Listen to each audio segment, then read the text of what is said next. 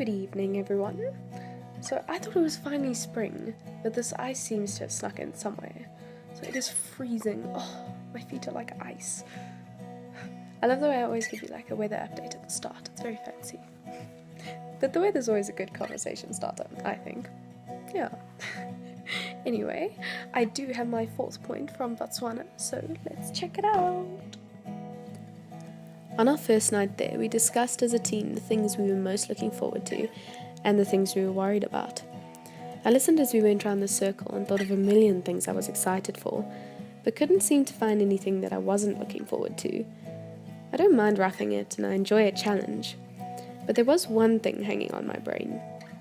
How was I going to remain polished for a whole week? No matter how natural we are around people, a certain amount of time and thought is put into the polished person we wish to display. We won't rock up at church with hair unbrushed and teeth not cleaned and an outfit randomly pieced together.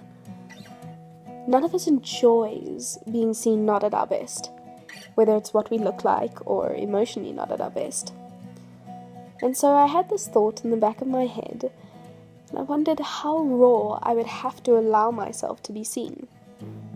What would I look like when I had just woken up, or when I was hot and tired after a long day? Or what would I be like when I was feeling grouchy or I had a headache? A mission trip is too long not to ever let your hair down and be real. And so as it came to my turn, the thing I was worried about was letting the raw and real me be seen. The unpolished, unprepared, simple me.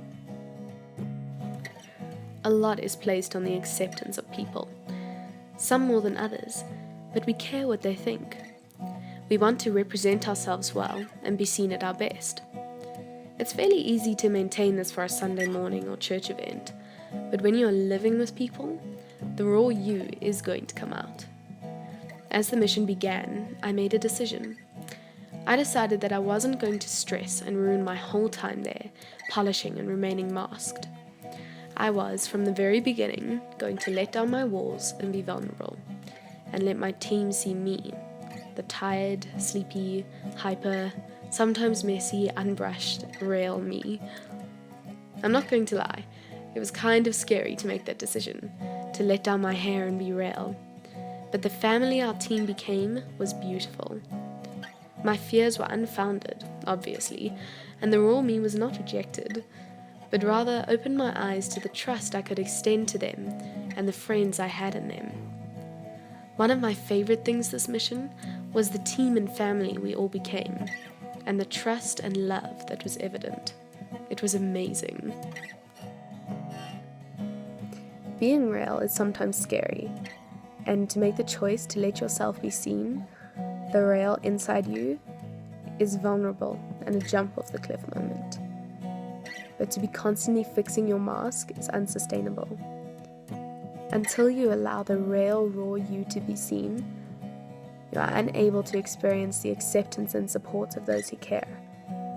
And until you decide to risk it and trust, you won't know the feeling of being accepted and supported by your team and your friends around you.